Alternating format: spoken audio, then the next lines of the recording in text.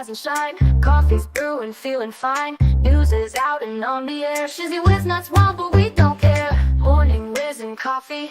Talk the news, he's a tease. Laugh it off, we're on the go. Shizzy whiz nuts, start the show. Let's go.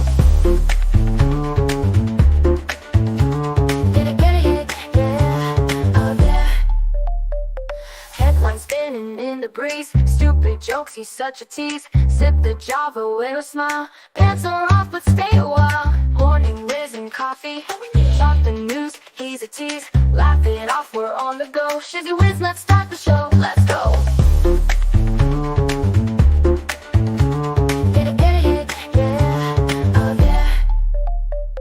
Headlines spinning in the breeze, stupid jokes, he's such a tease. Sip the Java, wear a smile. Pants are off, but stay a while. Morning whiz and coffee. Talk the news, he's a tease. Laugh it off, we're on the go. Shizzy whiz, let's start the show. Let's go.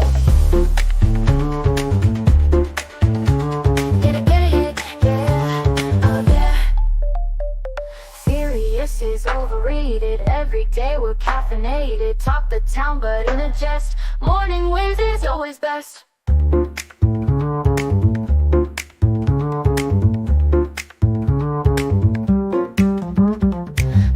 Ticking, time to run. Morning show's a load of fun. Grab your mug, don't spill a drop. Laugh your ass off till you pop.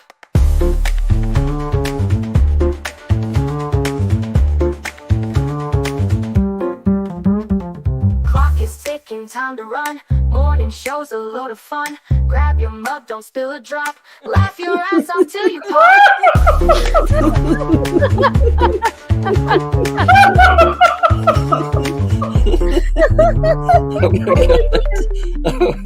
Oh my God, Shizzy breaks Larry. Shizzy broke Larry.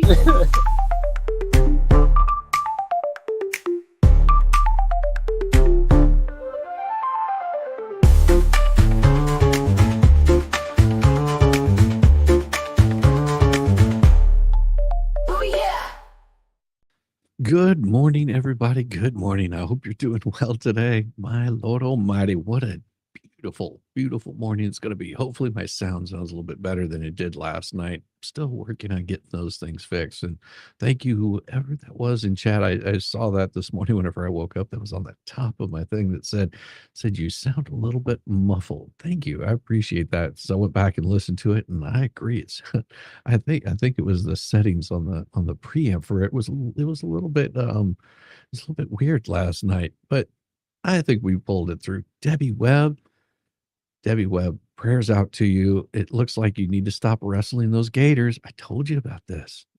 Told you all about this. She was out wrestling gators, fell down, and now her arm's in a sling. Good job, Debbie. You say. Prayers out to you there, Dal.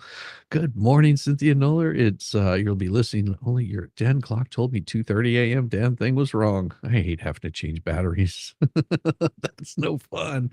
Oh my gosh. Good morning, everybody. Oh yeah. Oh, Debbie, hairline fracture. Oh, I'm sorry to hear that. Oh, that's no fun. Good morning. I will have a few laughs for us. Laughter is the best medicine after all. Well, I hope so. Happy birthday, Tammy, and happy Valentine's, everybody. Oh my gosh, it is beautiful outside. It is rainy and nasty for some of us. But hey, some of you guys were able to get some snow and had a wonderful, wonderful day. Yes, it's gonna be a crazy day. Valentine's Day only comes once a year, just like my birthday only comes once a year. And no, today isn't my birthday. It's Valentine's Day. Hooray, hooray, hooray. Or is that tomorrow? I don't know. I see. I don't do anything for Valentine's Day. My wife and I, a long time ago, we said no Valentine's Day. It's a waste of money. I love my wife throughout the whole year. So tomorrow, yeah. See, 29 degrees. Yeah, I'm just getting everything wrong this morning. Oh my gosh. Yeah. So, oh my. Who was it that sent me a message yesterday? There was somebody that sent me a message yesterday that said, hey, I don't really care what you do on your own time, but somebody was telling me that you have an OnlyFans page.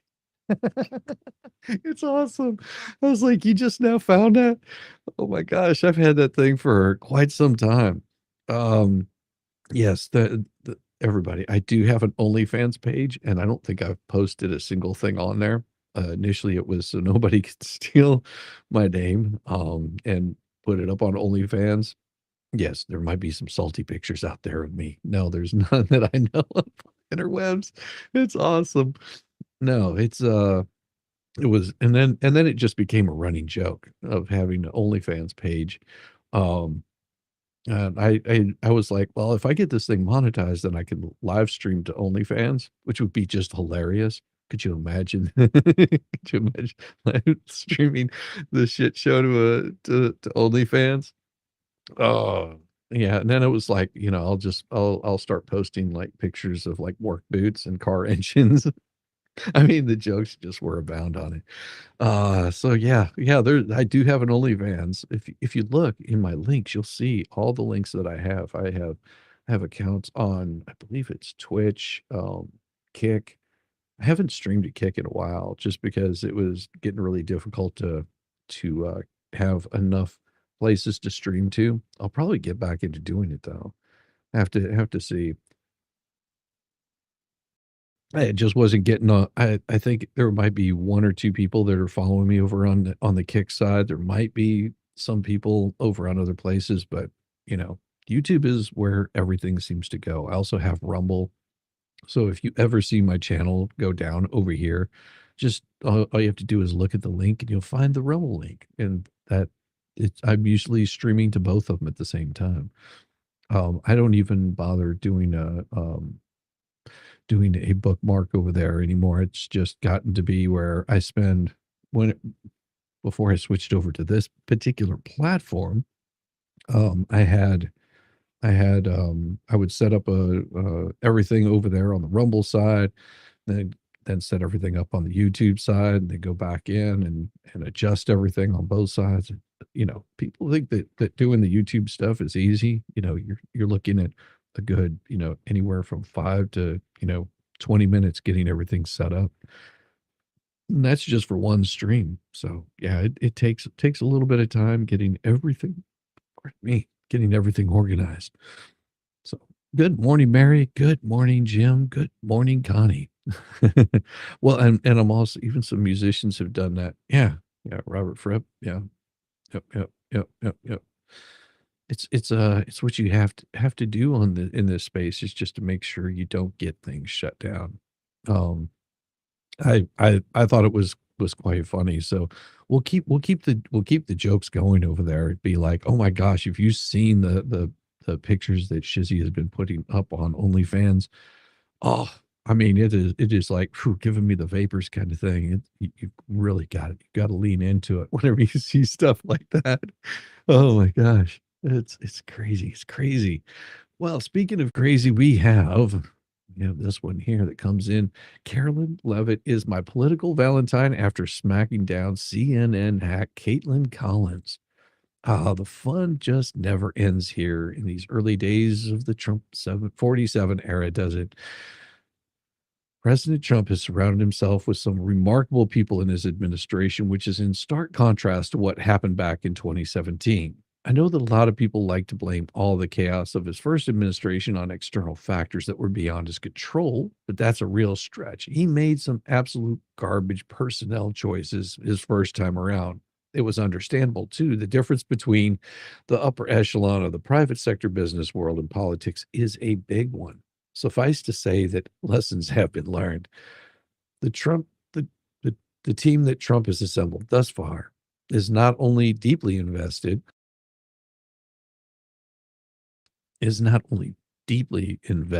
in his vision for America, something that not many of the Trump 45 people were. They're so focused that they pretty much immune to any external distractions that the hostile Democrats and their flying monkeys in the mainstream media try to force upon them. The group is simply letting the ridiculous people keep on being ridiculous. White House Press Secretary Karoline Leavitt doesn't have that luxury. However, she has to deal with Trump-hating malcontents almost every day. Leavitt has proved from day one on the job that she can handle it brilliantly. The background for this story, as Sarah has more here, is that thoroughly leftist Associate Press, which they are. That's why I stopped reading their garbage, because it seemed like every day I had to shoot down their bullshit.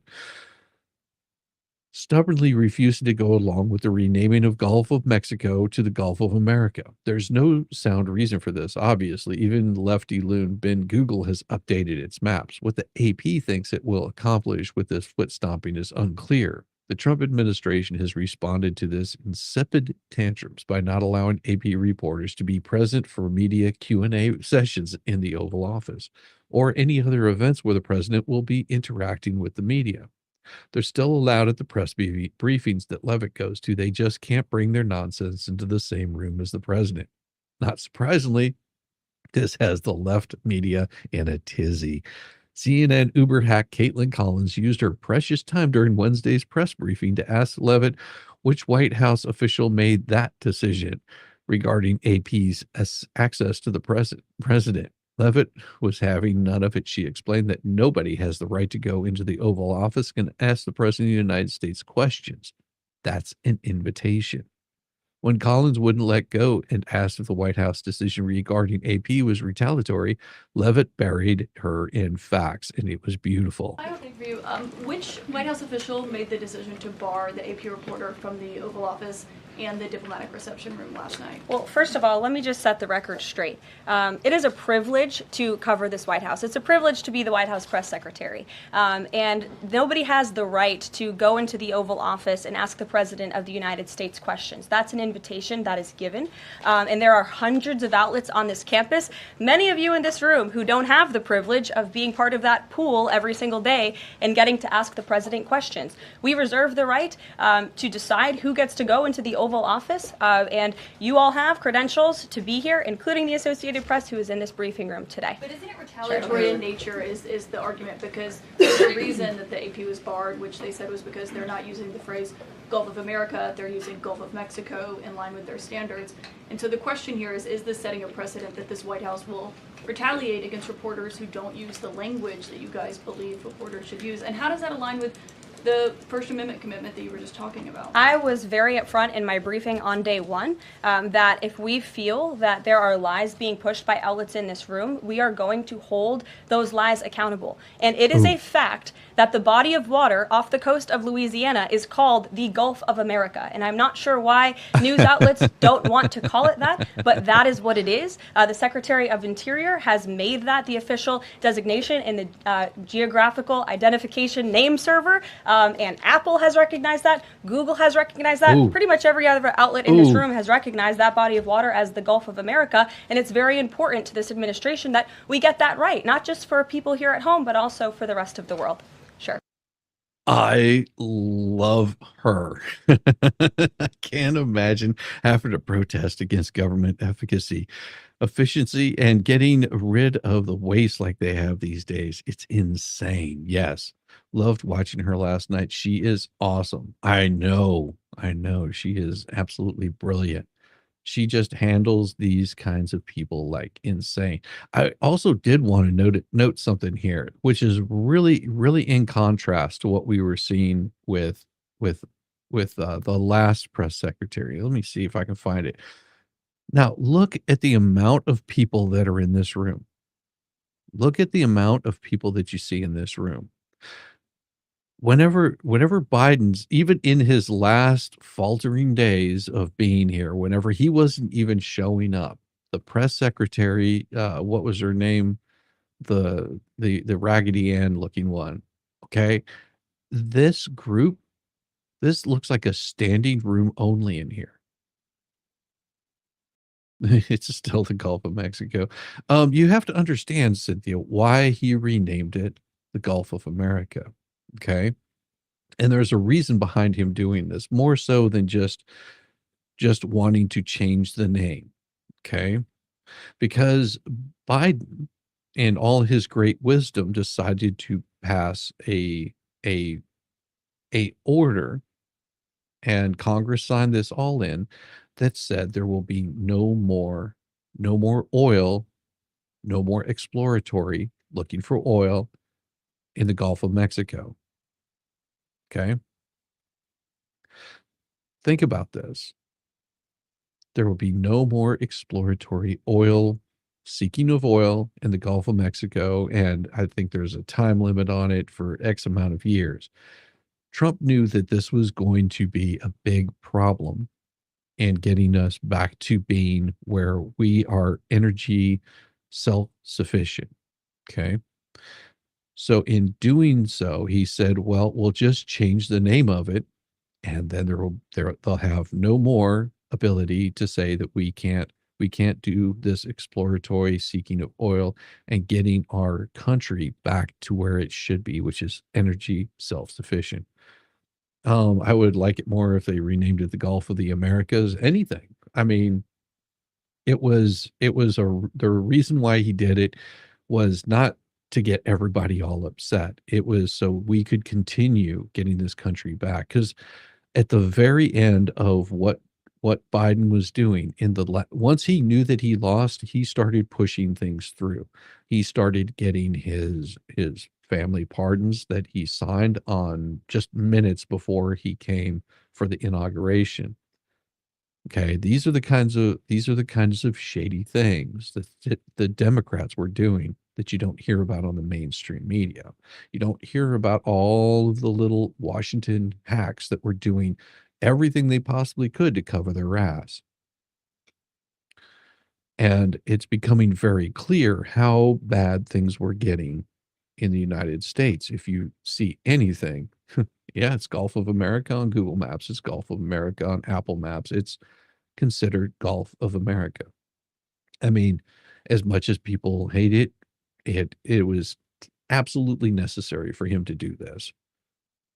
And it hopefully sends a message out that America is back, that America is coming back with a vengeance. No more of us, suffering at the hands of or being beholden upon other countries that want to see America fail. If you change the narrative, these things these things make a lot more sense. But AP does not like to have any of that. CNN, none of them. That just drives them absolutely up the wall because he is beating around all of these people and just making them run helter skelter in all the shenanigans that they've been playing for quite some time. And it's glorious to watch, I'll say. A huge part of the ongoing awfulness is having to deal with the Biden administration for 4 years was suffering through the two worst female White House press secretaries in history. Oh, thank you, Knock It Offler. I appreciate you. Who's my daddy? She's calling me conservative. Yeah, baby. Well, it doesn't mean you have to be conservative. That's the thing about it. Because America, United States of America, this lovely country that we live in, is not one political party. It is not one political party at all. That was for you right there, Knock It Off, Lord. This wonderful country that we live in, you're welcome to practice any religion you want to, as long as it doesn't hurt other people. You're able to believe anything that you want to believe because that is the dream of America. If you're doing it to destroy America or Americans, then it goes against all of American values. There's a reason why if you ever pay attention to those words that were coming out of your mouth and you are from the United States, you have to understand things like the Pledge of Allegiance they wanted to remove. Why would they want to remove the Pledge of Allegiance? Because you're pledging allegiance to the flag and the United States of America and to the republic for which it stands, one nation under God, indivisible, with liberty and justice for all. Those words mean a lot. They carry a lot of weight. And we used to say those and not pay too much attention to them as kids. But as you get older and you took any sort of civics, you started understanding that this country is a constitutional republic. This wonderful land that we live in should be indivisible. It should have liberty. It should have justice for every single person that lives under this flag, that that cares about the United States. It's patriotism. There's a reason why whenever you leave this country and you say, I want to be expatriated, that you're denouncing everything that you might have believed forever. I believe I'm a girl. Let's go. You might be a girl. So stop being a girl. I don't know. Morning, Joyce. I mean, there's things that we tend to take for granted in this country, and you would be surprised that a lot of the people that come here and become, citizens of this country. You never liked America. Now I do. Hey, it's entirely up to you. You should be proud of your own country. I know that it's hard to understand this, but having pride in the country that you live in and where you're from is much different. You can admire America for the strength that it shows, which it hasn't been showing for quite some time, and getting back to the roots of what this country was founded on. Back to the story. Sorry, I'm going off on a tangent. Robert Gibbs and Jay Carney from the Obama years hold that title on the male side. Jen Circleback Girl Psaki and Karen Triple Historic Jean Pierre Luke, whatever her name was, were characters out of a dystopian novel about ineptitude. They made Fox News Channel's Peter Doocy a celebrity because he was the only one at the briefings who would ask them honest questions, or the only one who was allowed to anyway. They had to call on him because he represents the largest cable news audience. Every time they did, he stumped them and sent them scrambling for cover. Miss Leavitt, on the other hand, is ready for anything they throw at her. Press secretaries for Republican presidents can't be DEI flunkies like Psaki and Jean Pierre or whatever her name was, because they're walking into a hostile environment every time they give a briefing. Democrat press secretaries are always in a briefing room that's mostly filled with friends, some of whom eventually become colleagues. Being the White House press secretary is more of an audition for CNN and MSNBC than a job. Despite her concerns about retaliation, Caitlin Collins isn't going anywhere. She and her ilk will be here for every press briefing, working in cahoots to try to blindside Karoline Leavitt. The always prepared Leavitt will continue to remain the Dem lapdogs on the press pool that she's the cheerful buzzsaw they might want to be more careful around. We're always going to be on the watch here to call out the fake journos and their actions on the Trump 47 administration. You can greatly aid their vigilance by joining their magnificent VIP family. They're eternally grateful for all that their VIP subscribers allow them to do. If you want to be a part of this PJ Media, there's a promo code FIGHT for 60% discount. And that puts you at, I think it ends up being like $19 a year or $16 a year to get all of the VIP access to these things. And here's another question they've been having. Hey, Stormy, good to see you. Came here as an immigrant, was born in Canada, became a naturalized citizen, so I appreciate saying I'm American. Absolutely. Hey, Joe, it's a wonderful thing to have people here that are appreciative of what the United States has to offer. I mean, that's a major thing. I've had 2 or 3 friends that have migrated to the United States to become permanent residents. Interesting, huh? And they came here legally. I worked with a guy that was from Romania. He jumped ship like 3 days before Romania became before they claimed independence. Talk about being aggravated. He was just like, man, horrible. No, he loved being an American citizen. And then we have this one here. Did Joe Biden even want peace in Ukraine?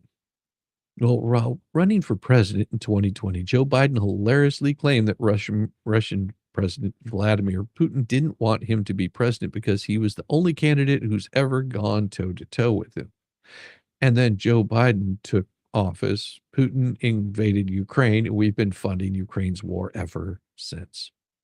Since Donald Trump was sworn in, a significant change has emerged in the U.S. policy regarding the ongoing Russian-Ukraine conflict.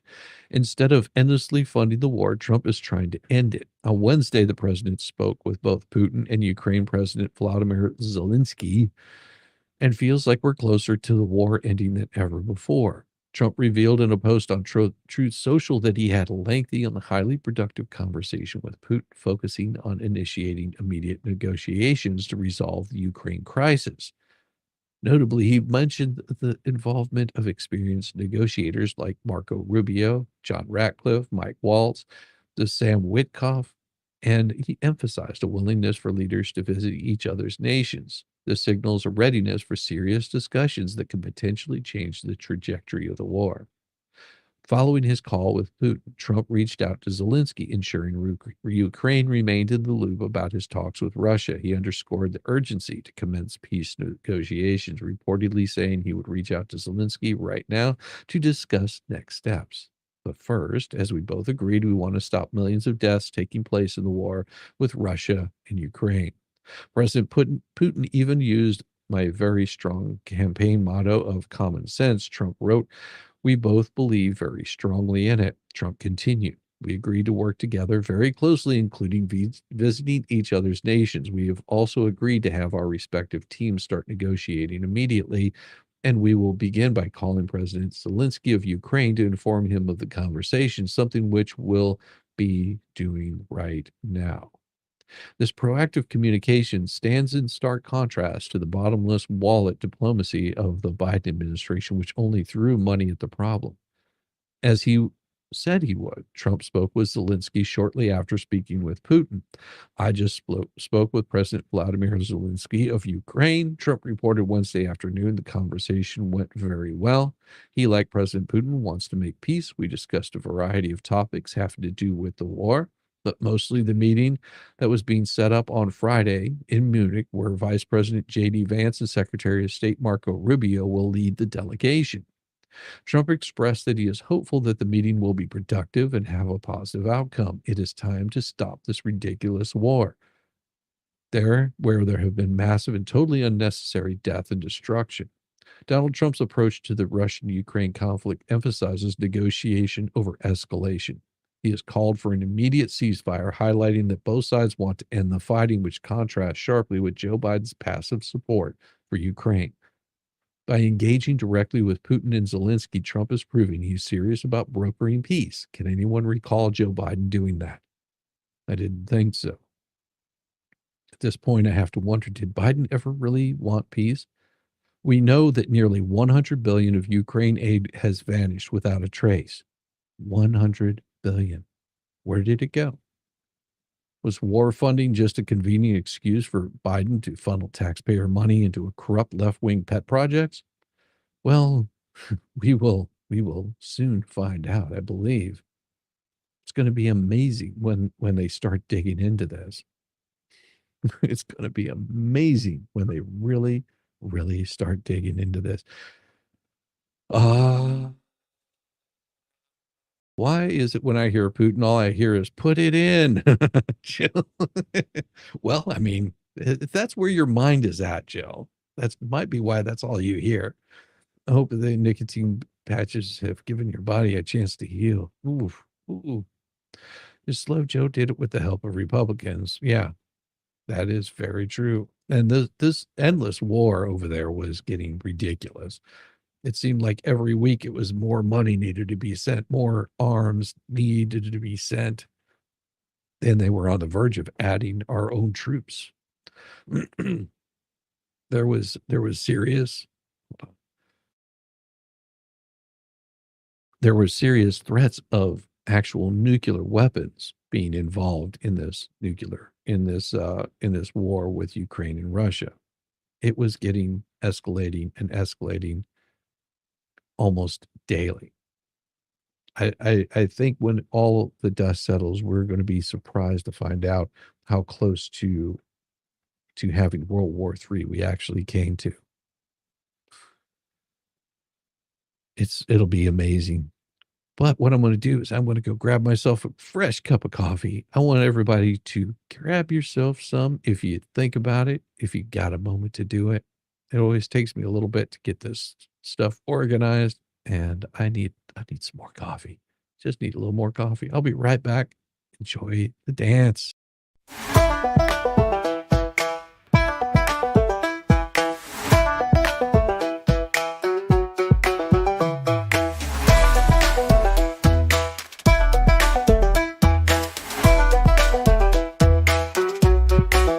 Step aside, y'all, it's my time to shine. I'm feeling the groove with these hips of mine. Hands in the air like spaghetti gone rogue. My knees are jelly and my hips just broke. Shaking it, breaking it, what a blast. Wobble it, wiggle it, shake that ass. Do a jig or a jog, wiggle it to the side, or break that hip bone by moving your ass. Step up or stand aside.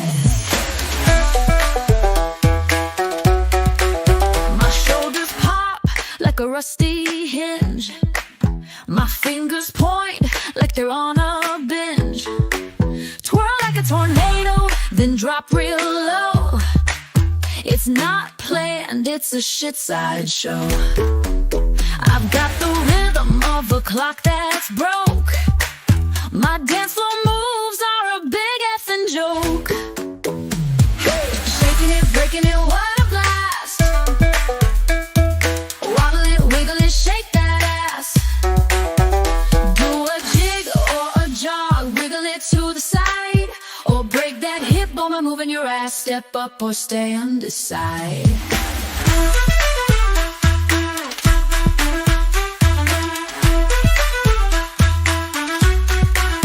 Rig like a lava lamp, mesmerizing glow.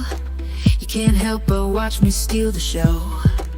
I summon the shake, the shimmy, the twist, a mix of genius and a big old fist. You're drawn in close, your feet start to twitch, feeling the groove like a broke-ass bitch. Yeah! Shaking it, breaking it, what a blast. Wobble it, wiggle it, shake that ass.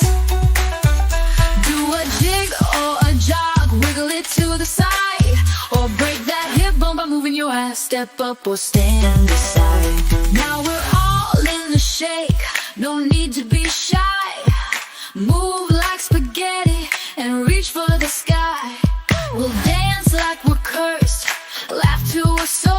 Shizzy whiz nut reigns forevermore. So join the dance, let your weirdness unfurl. We're shaking ass, not a care in the world.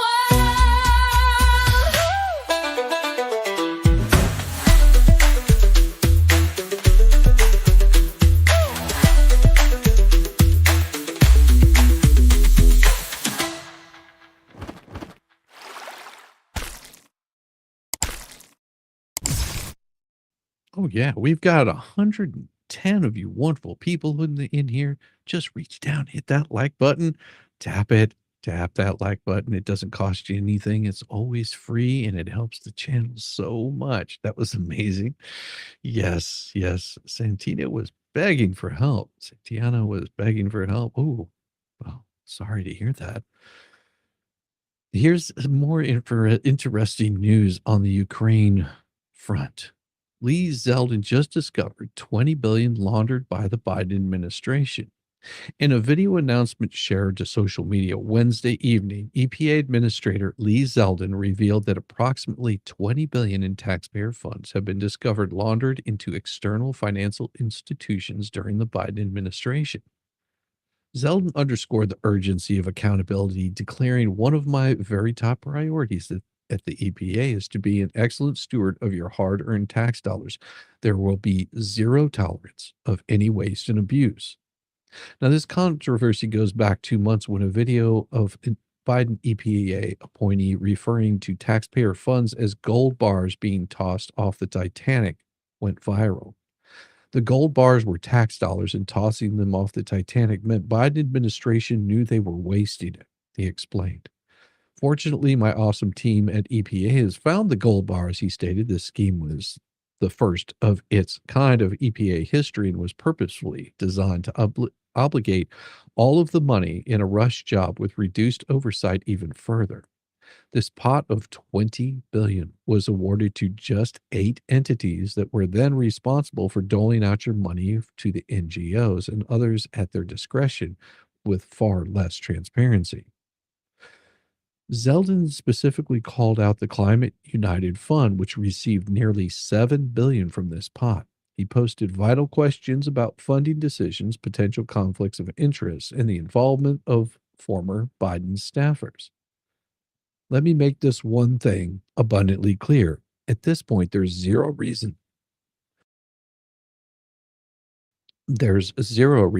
to suspect any wrongdoing by the bank, Zeldin said.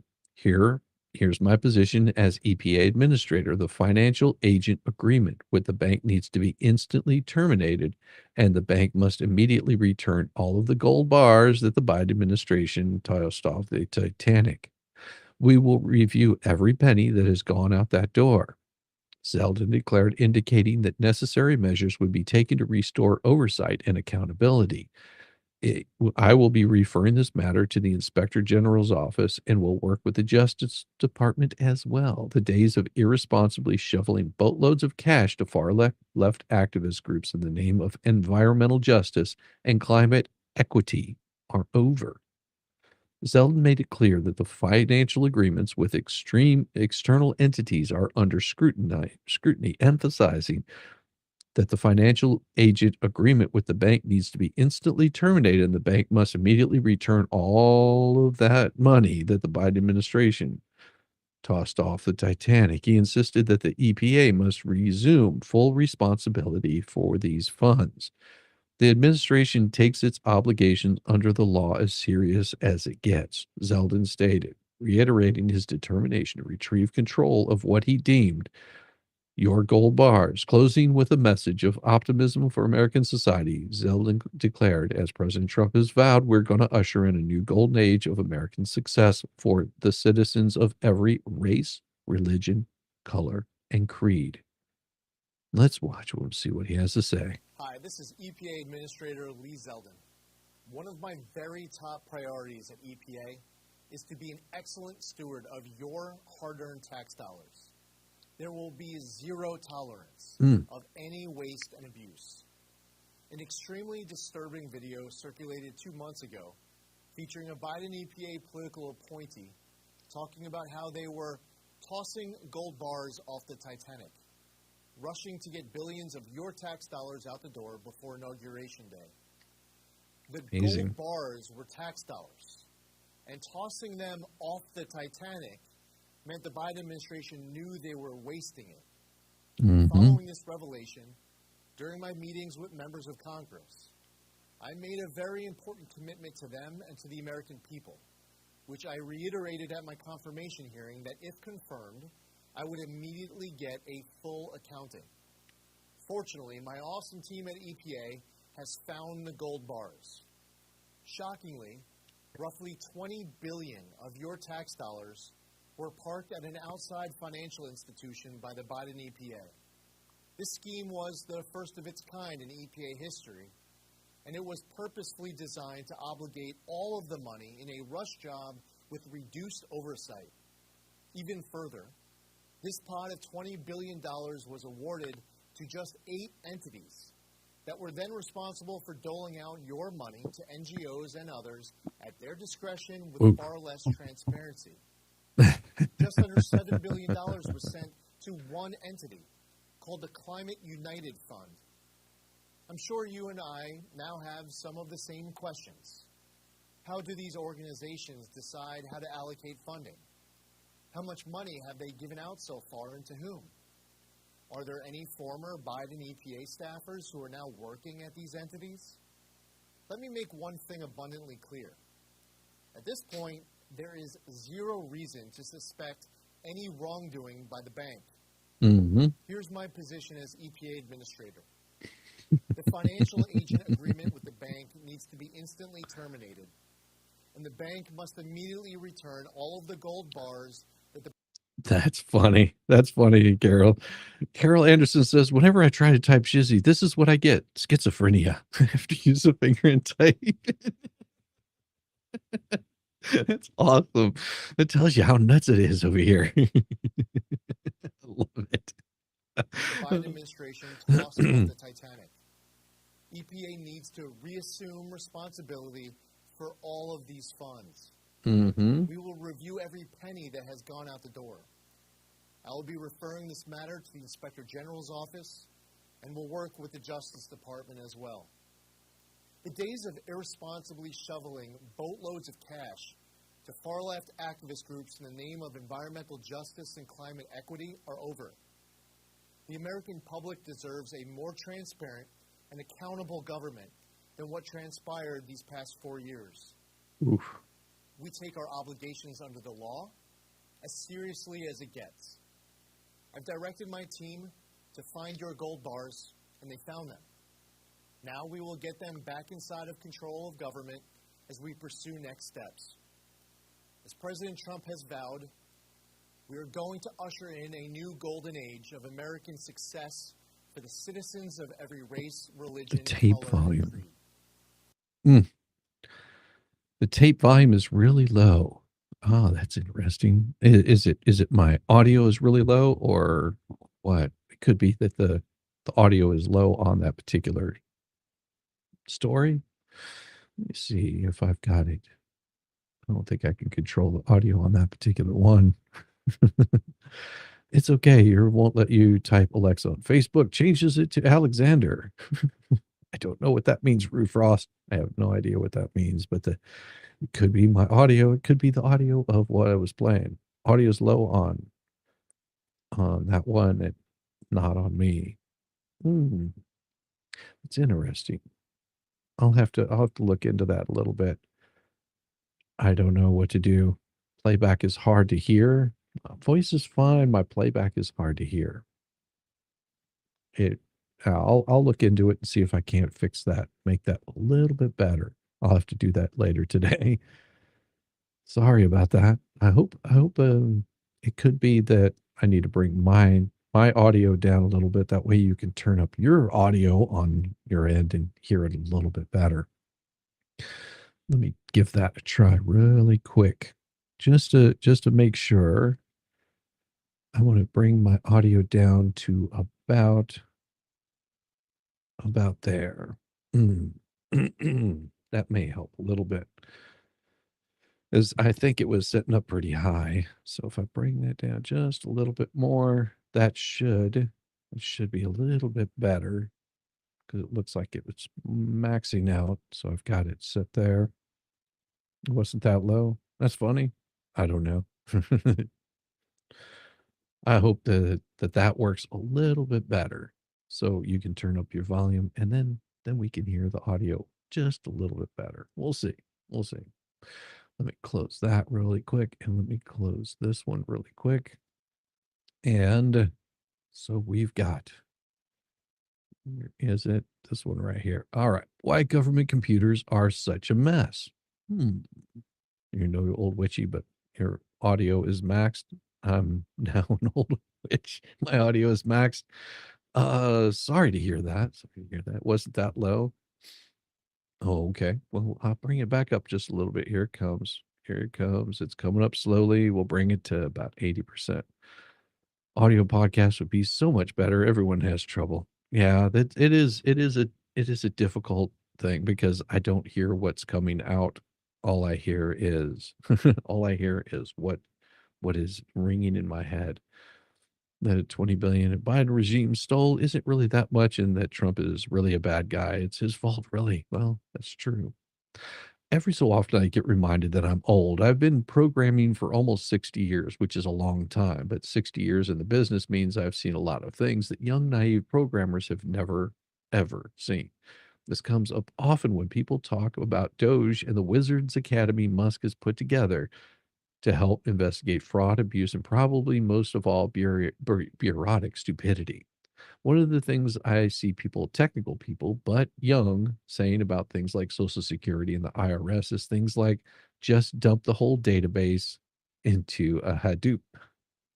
The problem with that starts with the fact that it's not in a database. It's wildly heterogeneous collection of different databases, ISOM files and card images, and I would bet money that a lot of an old 7-track tape, some of which are probably stored in Iron Mountain or similar installation. Also, some of the data may still be just on paper, as apparently government retirement records are.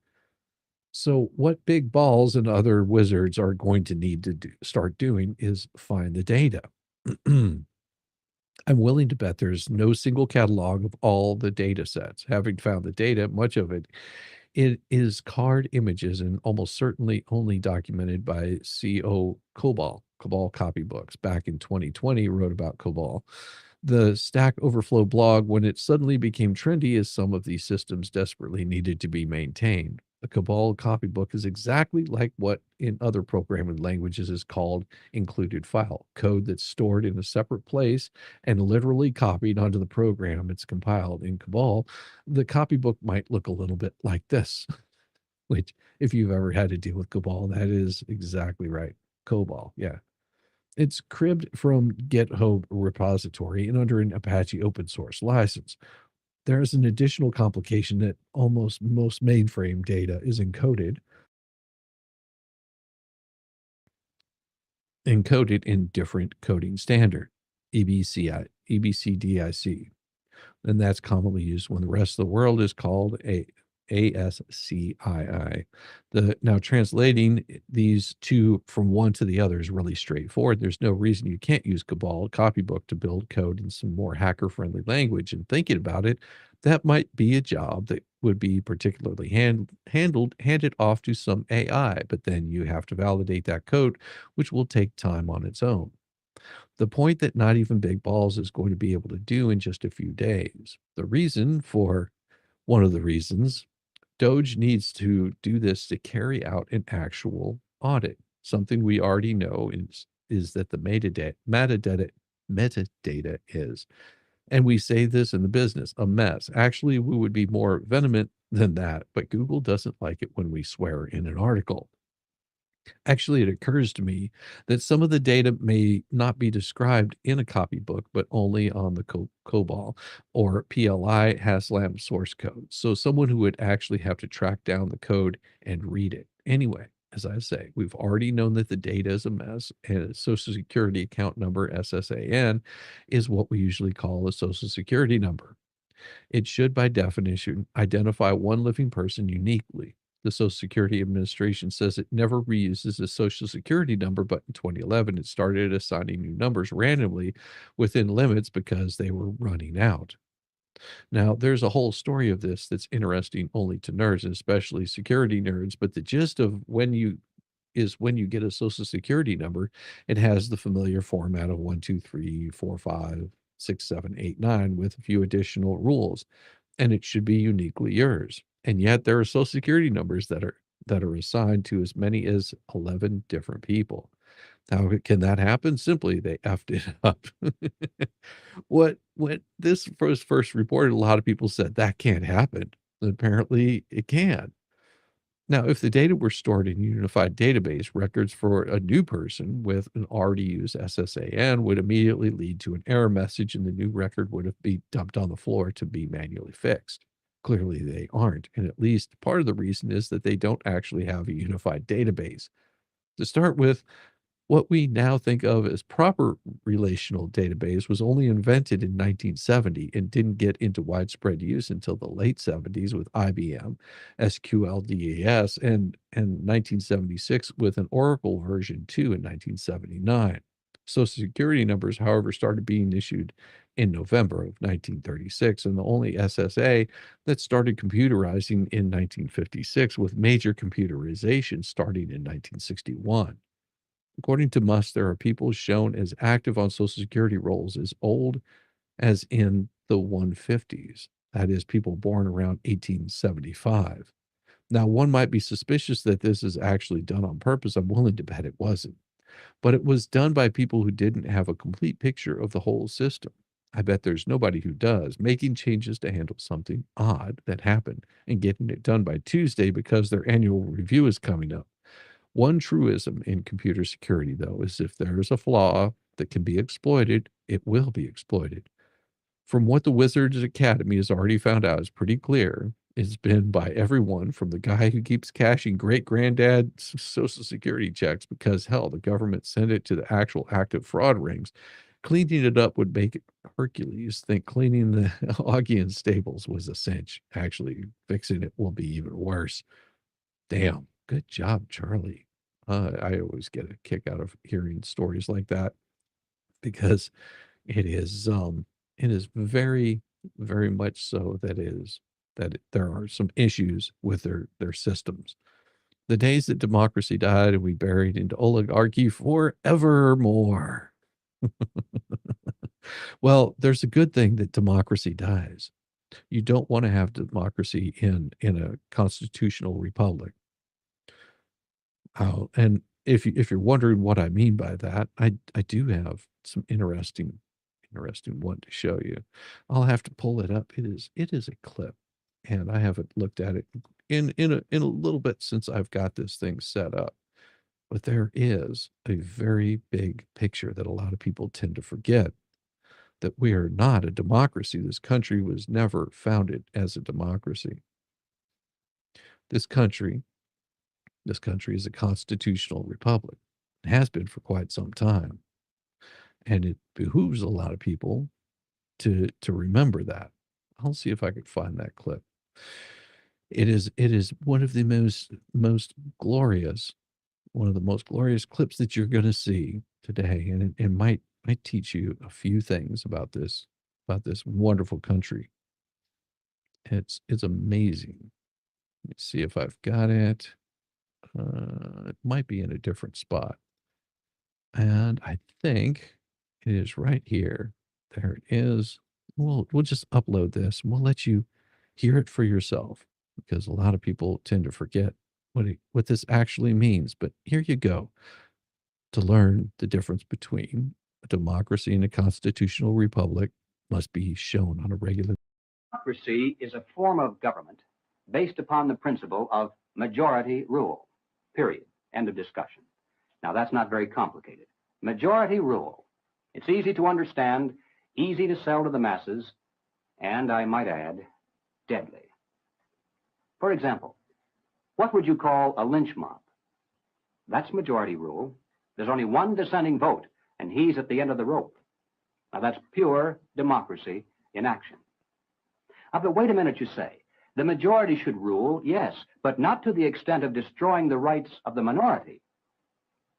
And now, ladies and gentlemen, we are no longer describing a democracy. We are speaking of a republic. A republic is a limited democracy. It's a form of government based upon the principle of limited majority rule. Limited so that the minority, even a minority of one, can be protected against the whims and passions of the majority. And how do you protect the minority from the majority? You write down a set of rules on a piece of paper. You say, this we can do, that we cannot. At the top of the paper, you write the word Constitution. And then everyone agrees to follow the rules no matter what the temptation. And when you're finished, you've created a constitutional republic. Beautiful, isn't it? Isn't it one of the most beautiful things that you'll see? Learning the difference between the two. But a lot of people are thinking that, oh my gosh, no, we're supposed to be a democracy. We're supposed to have majority rule. But that's not true. You've been hearing high-pitched, but I don't think it's just his audio. Yes, calling the USA a democracy is part of the fascist brainwashing effort, repeated over and over and over all day, every day. Exactly. And it will be done over and over again. Short and simple, like Zach. Exactly. But it's okay. It's okay. We're not here to educate because we are idiots. You have to remember that. I am a complete moron. The Democrats' downfall is a sight to behold. At the end of the month, the Democratic National Committee, DNC, held its leadership elections. That was quite hilarious. We covered it in bits and pieces at PJ Media. My friend and colleague Matt Margolis wrote about it on how every candidate for DNC chair agreed that racism and misogyny were factors in Camel Toe's defeat. MSNBC's Jonathan Capehart, who co-facilitated the forum, expressed his approval. Another friend and colleague, Robert Spencer, pointed out that the new DNC chair, Ken Martin, is on record saying that he wants to try Donald Trump for treason. Robert also noted that the Democrats chose wormy mouth beta male David Permschow Hogg as a vice chair. That choice alone should demonstrate how unserious that the party is. The Democrats' commitment to identity politics made the DNC's selection process a visiting mess. Jonathan Cate explained that this is an article he aptly titled "The Democrats Show Why They Lost." To ensure our process accounts for male, female, and non-binary candidates, we conferred with our Rules and Bylaws Committee. Co-chair, our LBGTQR plus caucus co-chair, and others to ensure that the process is inclusive and meets the gender balance requirements in our rules. Outgoing chair Jamie Harrison announced to the attendees, "Feel free to make your own jokes about where Hogg fits in on this gender spectrum." Things even got even more comical when members of the audience spoke up and wanted to further complicate the selection process. The Wall Street Journal's Molly Ball reported that one attendee called for making sure those appointees reflect the gender and ethnic diversity of the transgender community. Only one candidate refused to commit to that acidity. The Democrats are in bad shape, and no less of a Democrat than a commenter and author Joe Klein has noticed. He wrote in a recent Substack column, "Yes, friends, still crazy after all these years, and encroaching them, the dementia is not benign. Can this party be saved? I say I have my doubts. The intellectual corrosion is comprehensive. It is only matched by the self-righteous arrogance. But what's the alternative? I've been through Dems and disarray syndrome multiple times in the past, 1972, 1980, 1988, and in 2016. But gotta say, this is the worst I've ever seen it. There's a vast cluelessness abroad about in the party. Its prevailing vision of an America based on identity now resides in the outhouse." That is a brutal assessment as I've ever seen. Klein lays the blame at the feet of the Biden administration, which he says resulted in left nuttiness below the radar throughout the government. Every so often, the nuttiness would surface, as with the chaos at the southern border, and Biden would do nothing about it. But don't get your hopes up. Klein is still a liberal's liberal. He has daggers for Donald Trump, and he still think there's hope under the leadership of Senator Chucky Schumer, who he claims is big time courage. No, seriously, he believes that it's big time courage. Klein offers his advice, riffing on Ru Texeria. The Democrats can get back in the game if they stop name calling, go moderate on immigration, team up with Trump to abandon identity politics, and embrace energy abundance, whatever that means. Of course, today's Democrats aren't likely to take any of that advice. The disarray of the Democrats is glorious to behold. But we still have work to do, even with a new administration in town. You can still count on PJ Media to tell you the news. Good morning. Democrats are to blame. They had viable, electable alternative. You wouldn't be in this mess. No, they never had any viable, electable alternative. You have to understand that the Democrats ran this country into the ground in 4 years, destroyed much of what could have led to a great, great country. And we can go and everywhere from their horrible withdrawal in Afghanistan to their horrible handling of Ukraine, their horrible handling in Gaza. I mean, if you're talking about on a world stage, buying into identity politics over actually doing any sort of work. They destroyed any hope that America had at the time of becoming a world leader, which we should always keep in mind. There's people out there that want to bring this country to its knees because they get their thrills out of it. They're the trolls, they're the idiots, and they will remain as such. Ukraine, Gaza, Afghanistan, Canada, Mexico. Yeah, I mean, the list goes on and on of how bad it got. Whenever identity politics come in, you have to remember that the Democrats, you can take this back before the Dixiecrats, which were the folks that lived in the southern states that wanted to segregate from the United States, that wanted to continue having slavery. You can talk about them all you want to. You can talk about the Jim Crow laws. You can talk about all the racism, segregation that was going on. Those were Democrats that were doing that. Always has been, and still to this day continues to be. You're always welcome to go invite King Charles to welcome you back into his empire. Go for it. That you're welcome to do that. Have a good one, David. It's okay. Understand that we don't worry about these things here because we are the United States of America, so you can take it elsewhere. And we've got this right here. Jeff Bezos and Walmart are wetting themselves over this wonderful threat. Oh no, another group you've never heard of threatens a nationwide economic blackout later this month, but this time with a twist. The People's Union, not a union, it's a progressive lobbying outfit, is hopping mad about the end of diversity, equity, and inclusion in the federal government and major corporations, and they plan to do something about it. Rather than not do something about it, the People's Union, not a union, calls on participants for 24 hours on February 28th not to make any purchases. Do not shop online or in store. No Amazon, no Walmart, no Best Buy, nowhere. Do not use credit or debit cards for non-essential spending during the economic blackout, they urge. If they don't listen, they won't. We make the next blackout longer. We will. The group is also asking boycotters to refrain from spending money on fast food or gas as well, according to Newsweek. However, the organization's website says if you must spend, only support small local businesses. So it's less of a nationwide economic blackout, more of a support your local grocer, and that always feels nice. I did a little digging into the People's Union, not a union, to learn what kind of economic power the group wields. And I'll be generous just to say that Jeff Bezos isn't losing any sleep over the nationwide economic blackout. As far as I can tell, the People's Union, not a union, is this guy named John. He wants you to call him Joe.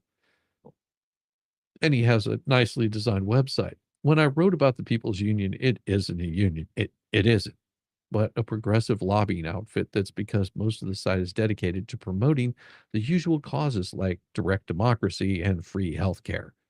Neither Jai or John or whatever his name is, nor the People's Union, not a union, has an official presence on X. But earlier this week, he did have a bunch of low follower accounts promoting his latest TikTok videos. His Blue Sky account has 293 followers, which doesn't seem like a lot, but this is Blue Sky we're talking about. So maybe 293 followers is a lot. I don't know. I'm not here to ridicule Jai, but launched a vodka pundit 23 years ago as a one-man nonprofit outfit, and now I'm part of Salem Media, online digital empire. Just another cog in an evil corporate machine I am. The People's Union, not a union, should probably boycott me. I promise you a twist, and so here it is. The People's Union, not a union, does not appear to take any federal funding. I visited Data Republic this morning to search for People's Union. There were no hits. Jai turned up 0 results too. Searching for John turned up a lot, and I mean a lot of results, including 11,899,997 dollars in Department of Energy grants to the University of Texas Austin for new materials and interfacial chemistry for the next generation electrical energy storage. Hi, John B. Goodenough, which hardly seems relevant. By the way, John B. Goodenough might seem like a fake name, but he is a Nobel Prize winning chemist who passed away in 2023. My point, though, is this. In a country filled with nonprofit organizations pushing a political agenda at taxpayer expense, the People's Union, not a union, doesn't appear to feed at the public trough. And that might be a lot more newsworthy than anything that does or doesn't happen on February 28th. Oh, you never know. Hey, Wes, how's it going? Good to see you. Ever notice that the But Local stickers are always on the back of a Subaru or Volvo? Yeah, it is really weird. Buy local? Yeah, buy local is on the back of Subarus, which always amazes me. It's not like you see those on the back of Chevys or Fords or, Dodge. They always have them on the back of foreign-made cars. Isn't that really odd? It's the most oddest thing that you've seen at any point in time.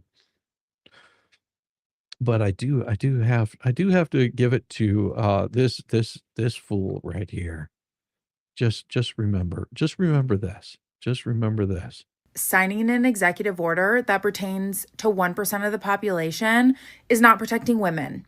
It's setting a dangerous precedent, and it is dangerous for the trans community, women, minorities, anyone who is not a straight white man. We are talking about human beings, and the President of the United States is targeting them just because he thinks it gains him. Yeah. And she's got an issue. She's always been scared of men. What does that say about her father?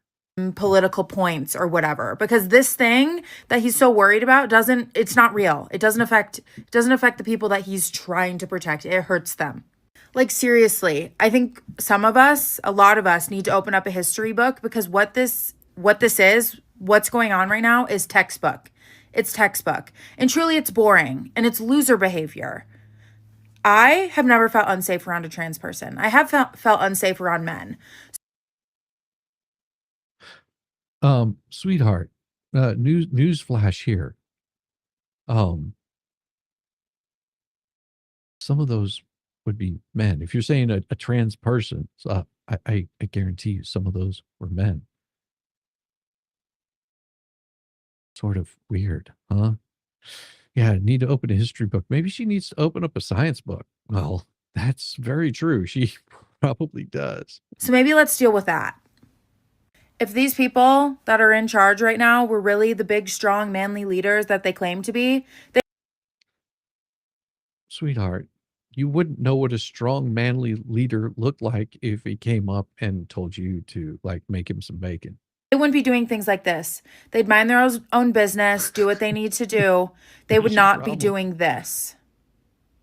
They should be embarrassed. Oh, they should be. It also just shows how insecure they really are. See, that's the thing where they tend to lose. It's just like, oh, they're so insecure. They're insecure that their daddy tell her to say those things. No, she honestly probably has those core beliefs. And it's easy for these young kids to have these kind of beliefs and even take them into adulthood, because nobody has ever challenged them. Nobody's ever challenged them on their silly ideas. Tampon Tim's wife's daughter's boyfriend's daughter. There you go. I don't know. If you've ever seen Tampon Tim's wife, duck speak, they're racist, sexist, incels. Exactly. Also, whenever I post anything political and it blows up whatsoever, I get shadow banned. So there I am again because I made fun of Elon Musk. Oh, no, trust me. You're not shadow banned, sweetheart. Nobody cares enough about what you have to say because you're an embarrassment. You're a sad embarrassment, and that's unfortunate for you. How fragile must you be? How Fragile. Well, she seems to be the fragile one here. fragile? Just saying. Anyways, protect trans kids, protect trans people. Yes, I agree. If there's a child that is looking to self-injure, most definitely protect them at all costs. Silly rabbit, tricks are for kids. Exactly. Exactly. Oh my gosh. Yeah, it's insane that some of these people just don't quite get it. Some of these people just don't quite get it. And let me show you. This is one of the funniest that I saw. I saw this last night and oh my gosh, this is going to make you laugh if you haven't seen it. And this can be completely confirmed. This can be completely confirmed right here. Check this out.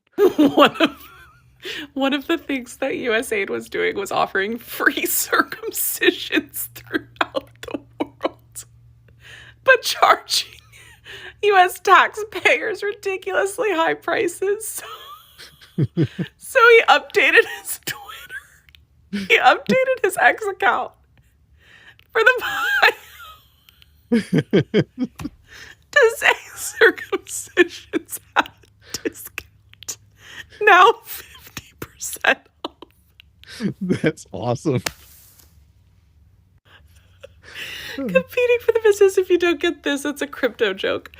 The man is so funny. He's so funny.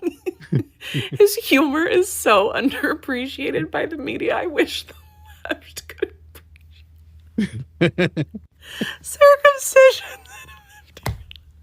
at a 50% discount. I can't.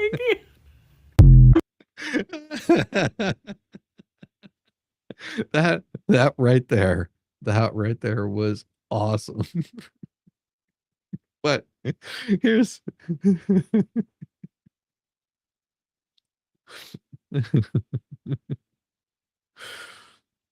oh my gosh. Oh my gosh. It's it is amazing to me. Nothing is free. It costs somebody something. Oh, oh yes. Yes, yes, yes. Oh, I love it. I love it. I'm having too much fun over here. It should be a crime, but it's not, fortunately for me. Oh my gosh. Oh my gosh. Let's see what else we've got here. I already covered that one. Oh yes. Oh boy. Oh boy. I do have another one for you. Let me pull this thing up. And here we go. The feast upon the sweet, salty tears of the New York Times. The fact that we have the two greatest trolls ever running our government makes you so happy. Yeah, Captain Kern, I agree. In the early 1990s, I got an after-school job waiting tables at Friendly's Restaurant, which was a burger and ice cream chain that catered to families. But before they'd trust you as a waiter, it was a big responsibility. You had to memorize their food code. I forgot what it was, but it was all random. HA for hamburger, CB for cheeseburger, FF for French fries, MI for milkshake, something like that. So when a customer told you their order, you'd write the code down and take it to the kitchen. It took most employees a week or two of training to memorize it, and while I was studying the menu items, I noticed something. If you combine the first and third letters of whatever it was, all the orders would have a different code, which meant we didn't need to waste weeks onboarding with this silly, tedious training. We could just hit the ground running as soon as possible. Of course, while I was developing my own code, I wasn't memorizing theirs. I remember knocking on the manager's door and being super excited to show him what I figured out. Maybe I'd get some kind of promotion or a special award. I didn't know it at the time, but I had unwittingly launched DOGE's corporate predecessor. Instead, I was fired. Scott, we hired you to memorize our code and work within our system, the manager sighed. We didn't hire you to switch around the SOPs for our entire franchise chain. The manager was absolutely right. A good idea isn't so good when it comes at the wrong time. When you hire someone to do a job, it's reasonable to expect them to actually do it. I would have fired me too.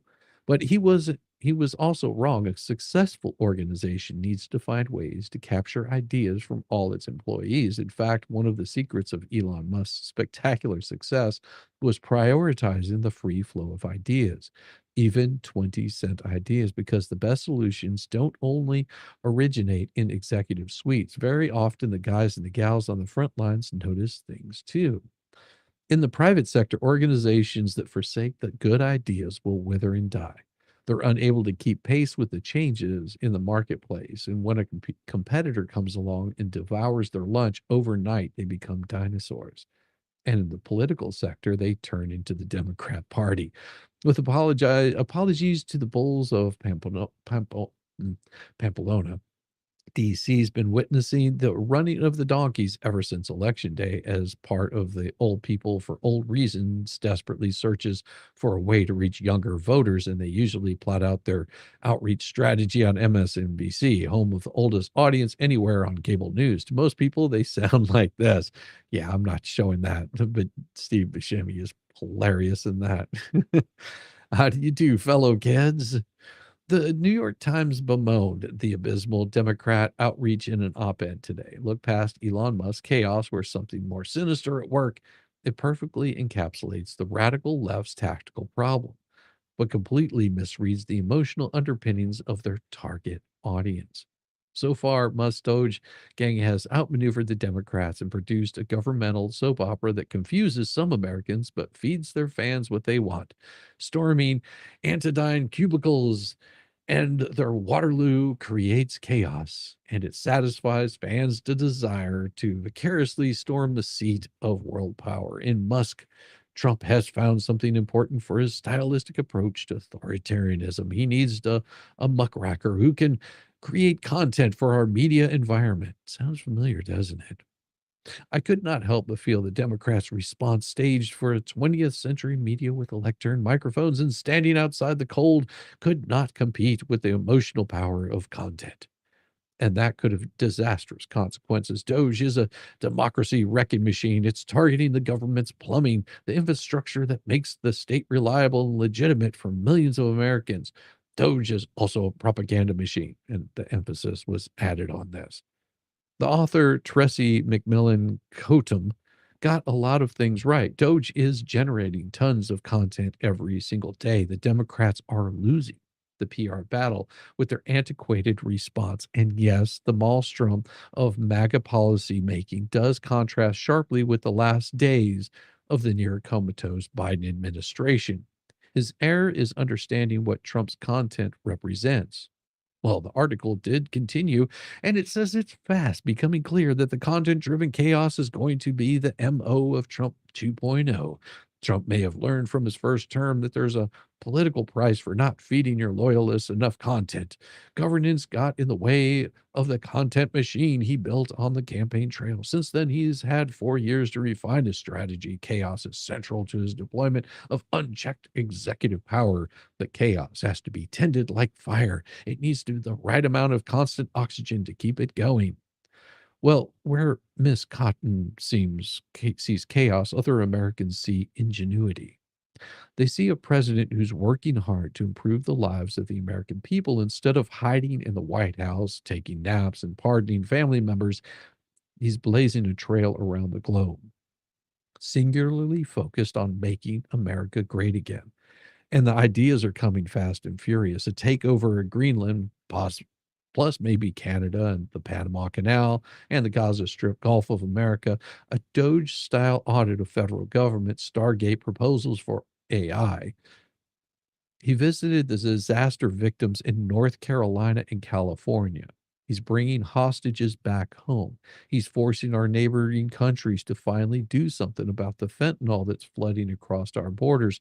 Meanwhile, can you name any new ideas the Democrats have introduced? No, it's the same hogwash over and over and over again.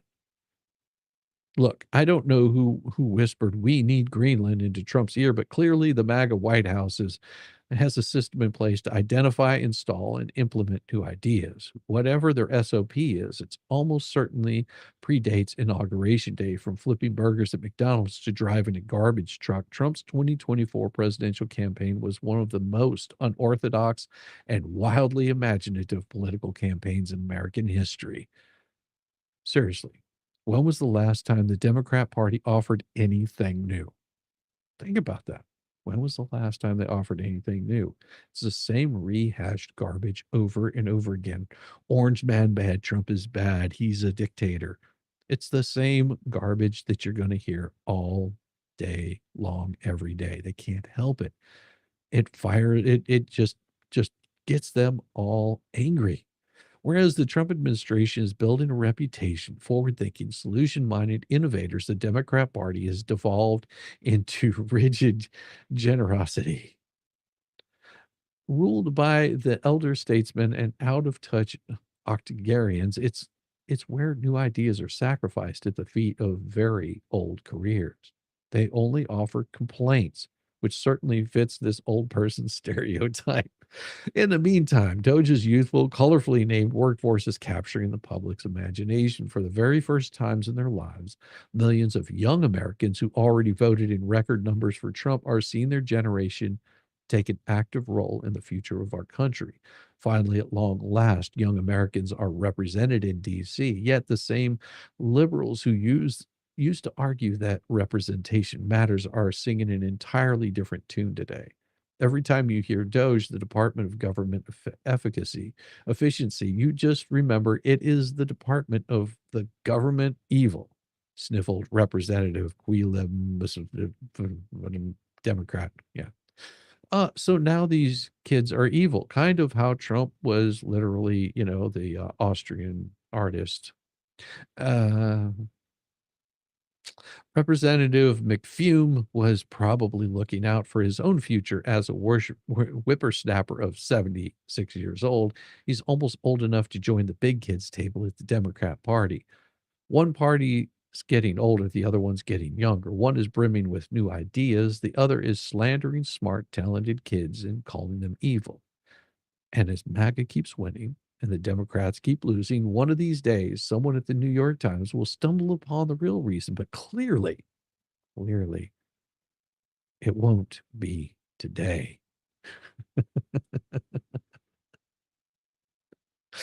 Oh, it just makes them feel so horrible. Lincoln traveling by train, I thought was innovative.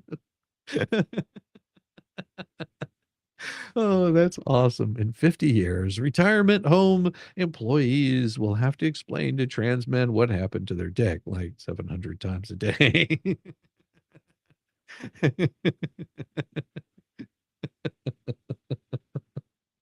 Reminds me of, what is it, Joe Cartoon? I think that's what it was, Joe Cartoon. My dick's on fire. God, that cartoon just killed me. Mm. Oh, I remember those from the days. Those were so much fun. Oh my gosh. So what do we have here? Are we allowed to talk about how much the U.S. spends on AIDS and HIV? Talk about that? I don't know, but we can talk about one other thing that will probably give you quite a bit of humor, and that's this right here. Now, I'm going to be quick because I want to send a message to somebody. Elon, take your musty millions and musty Moscow rights to the moon. Because if you don't, we're going to stand up, we're going to speak out, we're going to march, we're going to do anything we need to do to make sure that the people of this country understand that the CFPB is for them. You get your musty hands off of our money or go to Moscow. You musty moon.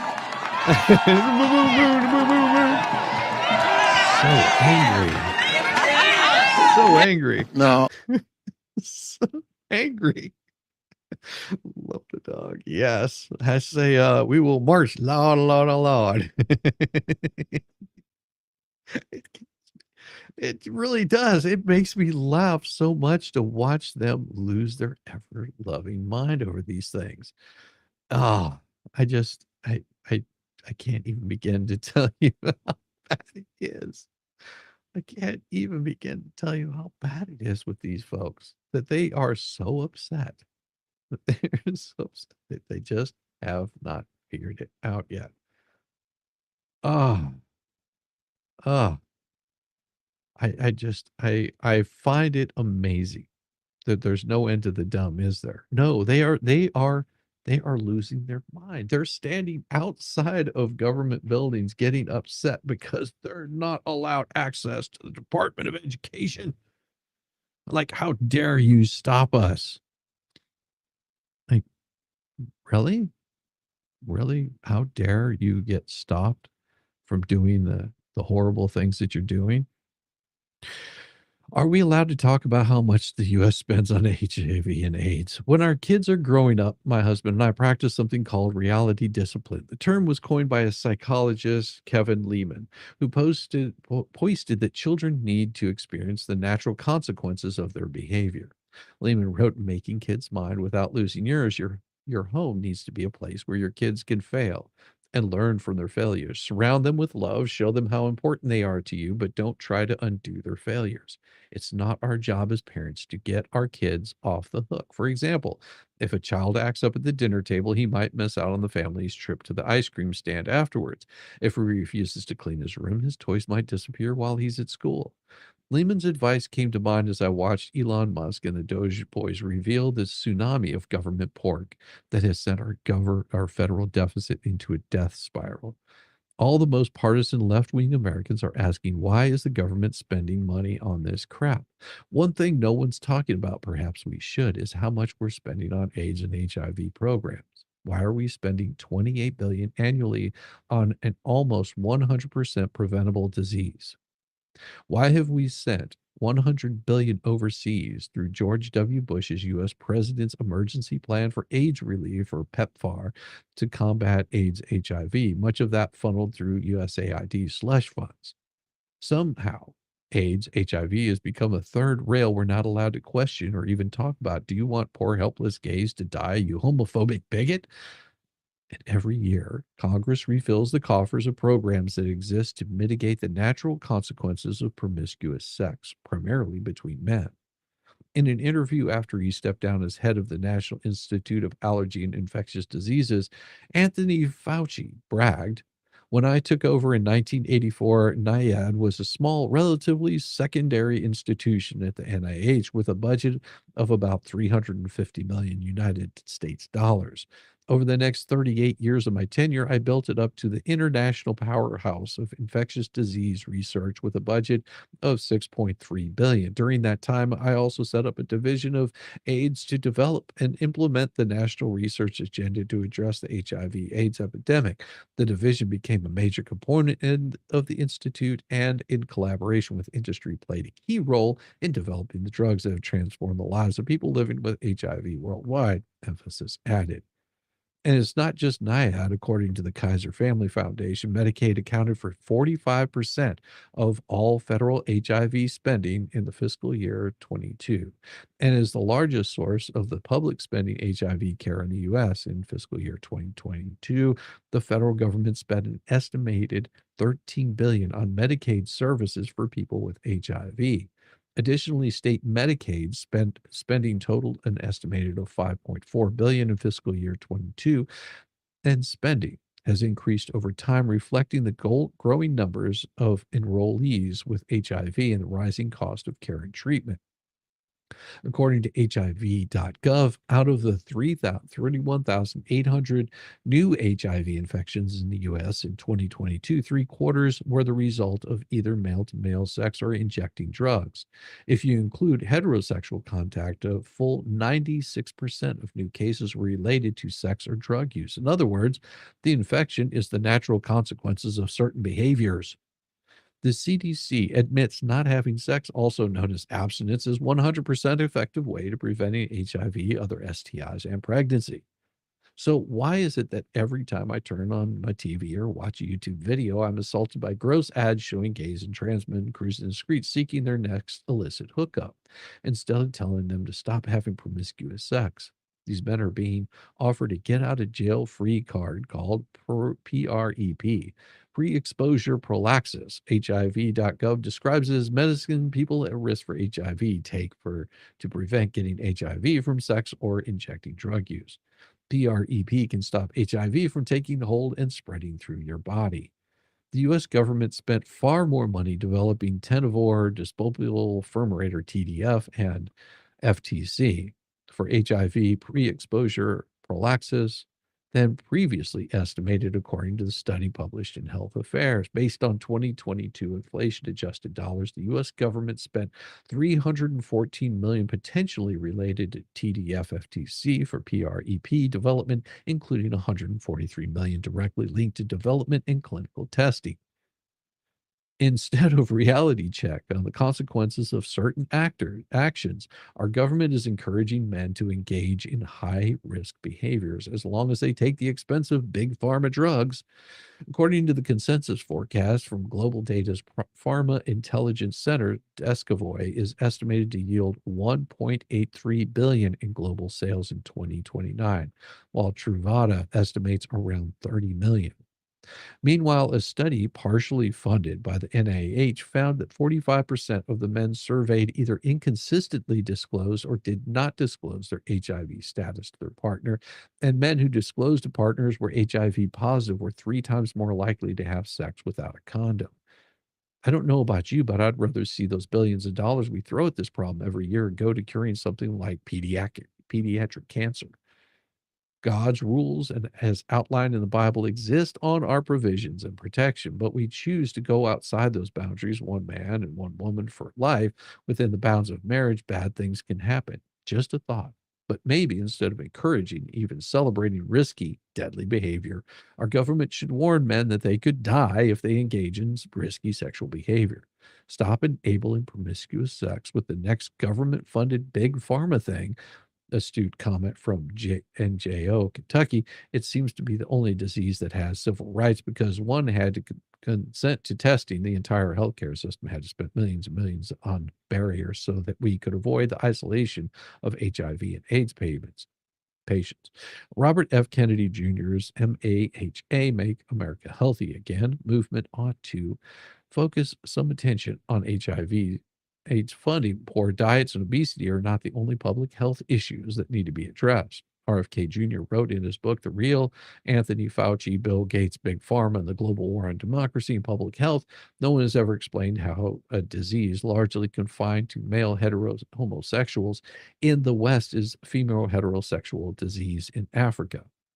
It's a female hetero disease in Africa because men in some of those third world countries are brutes who treat women as chattel and infecting them night after a night out with the boys. Nevertheless, RFK Jr. assured senators that his confirmation hearing, I absolutely support PEPFAR and will happily work to strengthen the program. No questions asked. I hope DOGE will take a no-holds-barred look at these obscene amounts of money we're spending on a largely preventable disease. And is Elon Musk up to the task? And as you say, yeah, I mean, it is completely preventable. All you have to do is just not do what you were doing that got you in problems in the first place. And speaking of things that I think you'll find glorious is this guy here. This guy right here is going to show you something absolutely wonderful. And I hope you get to enjoy it right here. Let me pull it up for you. Share on stream. There we You live go. here? Yeah, hi. Cool. Wait, the guy from New York, what's your name? Yeah, my name's Caleb. Michael LaBelle. Just give me a second. Okay. What's up? What are you doing? I was in an Uber and I went by your house and I had to stop and see it. Who doesn't go by the house? Could I see it inside?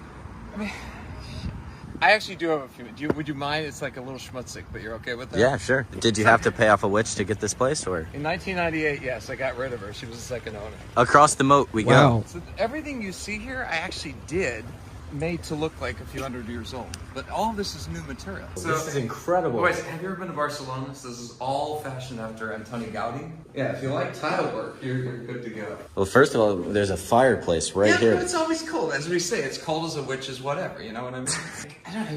You've never seen probably a course place it like is. this in your tours. I've never seen It's a place amazing, like this in my though. entire life. Yeah, what is this? This is a 1905 Victrola talking machine. Wow.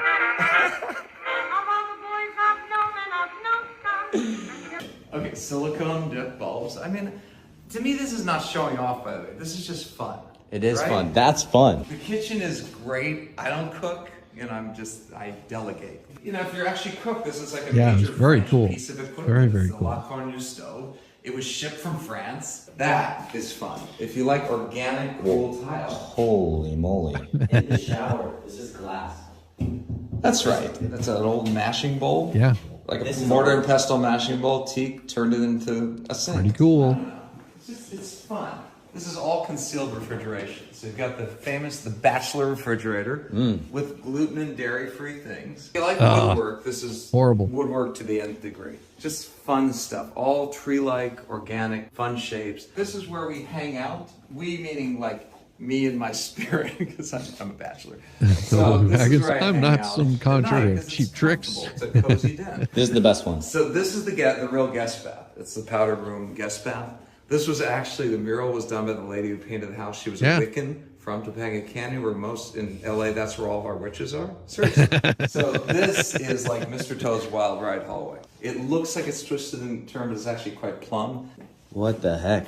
I'm still looking at it, and You're welcome to it. I'm working with it. I'm working with it. Another fun bath. And this is kind of where it all happens, supposedly. It's the master suite. Another fireplace. Sorry, it's not on. I think English derivation, blown glass, and it's supposed to refract bad energy. That is why it's stucco. Bedroom. And the main bath. Yeah. This is the main bath. It's the main bath. I love bathtubs. This is like a real functional tub. Oh wait, stuff like this. Like the towel holder is a beard of a guy. He is a beard. He is a beard. Into the garden we go. This was when I bought the home, red brick and a few plum trees. So everything you see is actually... Yeah, the house was red brick, and he put stucco over the top Tile of installation everything. like an art project. So the pool is just, again, it's a piece of art. I didn't even realize there were stairs here when I walked in. This is the game room. This is a game room. And these are my childhood things. You know, I'm an old man. A little balcony with the view of the garden. View of the garden. Oh, so we were just down there. Yeah. Wire mesh and stucco. Wow. Wire mesh. The detail is, actually insane. The house of your dreams. Yeah, it's supposed to be like a fantasy thing going on. Hansel and Gretel got baked here. Yeah. Yeah, it's an amazing house that he put together. I mean, imagine buying just a 3 or 4 bedroom brick ranch and then building on top of it, turning it into something that he was grateful for, something that he really appreciated. He doesn't live there, does he? This is a show place. It doesn't look lived in at all. No, that whenever you're single, you'd be surprised how single guys live. Women that are single tend to live a lot different than men that are single. Just saying. Okay. I'd hate to clean that. Yeah, that would be no fun. Imagine cleaning all that tile and getting it there. It might be a lived-in place. I don't know. Whenever I lived as a bachelor on my own, my place was always clean because I didn't have to take care of anybody but myself. You know, I also didn't have a whole lot of furniture or a whole lot of anything. I just, took care of myself. Looks like you could use a pressure washer indoors. Yeah, it does look like it, but I would guarantee you don't want to do that indoors. No dishes out, no food on the counter. Yeah. Impromptu, no bills on the counter, no dishes out, no food on the counter. Yeah, you wouldn't have seen that in my place. Impromptu, no bills. Yeah. Yeah, that is not, it wouldn't be uncommon. Why would you have food on your counter? More than likely he doesn't do a whole lot of cooking. He probably eats out on a regular basis. It's one of those. It's one of those things. Yeah. Yeah, it's odd as all can be, but I am sure there's a reason behind it. And I've got one more for you, and then I'm going to call it a wonderful day. And I've got to get some work done today. You're single, you have bread and spices, coffee machine, toaster, etc. Yeah. See, whenever I was single, I didn't even have a coffee machine. I kept everything put away. Someone with too much money. That's a big possibility. Where do you keep cereal? Cereal. Whenever I was single, I didn't have cereal. Whenever I was single, I didn't eat breakfast. Yeah, that's the thing. Single men hire maids, and women forget about it. Speaking for you. Yeah, see, Mary, it is something completely different. As whenever I was single, I didn't have to have multiple dishes to cook with. I had like a frying pan, a pot, a plate, a a fork, a knife. I mean, I didn't entertain groups of people. Cereal is for dinner when you're single. No, no, no, no. For dinner, I could cook a nice healthy meal. It could be anything from chicken to steak. Rickles64 has become a member. Hey, Can thank you you, increase Rickles, for volume of the becoming a video, member. please? Thank you so much. Thank you so much. No, it was celebrates 1 month of membership, increased the volume of the video. I'm gonna have to see what's going on with that. There's something else I'm gonna have to do in the background. I'll be testing a few things out probably tonight before I stream. I will have a stream later on tonight. Where is it? Oh yeah, there we go. I will see about increasing the volume of the video. But there is going to be a crazy stream happening soon. That one there is for you. Right. Oh, doggone it. I almost lost it. Right there. Right there. That one's for becoming a member. Yes. Yes, we are lighting this thing up. This thing is getting filled up with stars. It is a glorious, glorious helmet. Thank you so much for being a member of another month. It is wonderful. And I do want to say that without all of your support on this channel, I would still be just sitting around repeating the same stuff over and over again. Your support keeps this thing going, and all you have to do is reach down there, hit that thumbs up. That's plenty of support that this channel needs. It is always appreciated, and I'm thankful every single day for every single one of you. So, nice bicycle helmet. Does it protect my virginity? Probably protects it really well. If you're a virgin, all you need is a helmet, and that will protect you. Just depends on where you wear the helmet. Just I do have another thing to be doing today. Everybody, take care of yourself, be nice to one another, and I will see you on the flip side. Peace, y'all. Have a good one. Bless your heart. I thought I was the only mentally challenged one here.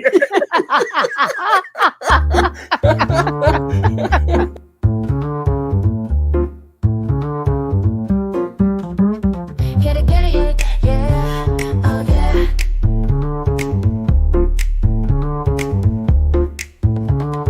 Early morning, rise and shine. Coffee's brewing, feeling fine. News is out and on the air. Shizzy Whiz nuts wild, but we don't care. Morning Whiz and Coffee.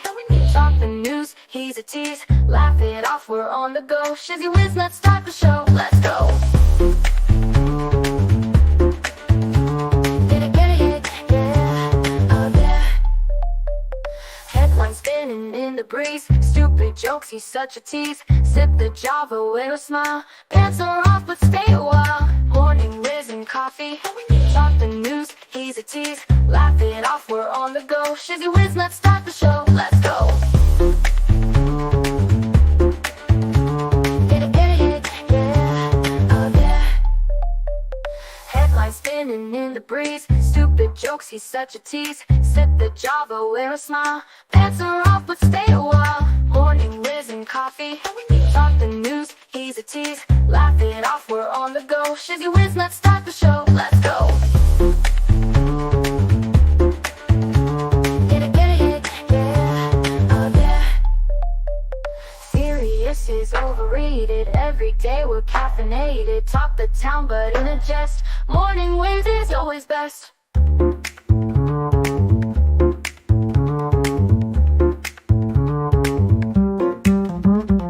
Clock is ticking, time to run. Morning show's a load of fun. Grab your mug, don't spill a drop. Laugh your ass off till you pop.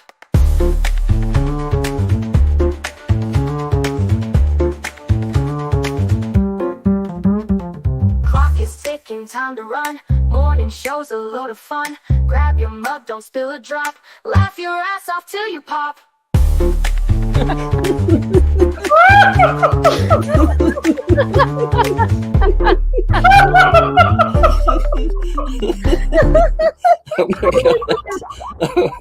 Oh my god, Shizzy breaks Larry. Shizzy broke Larry.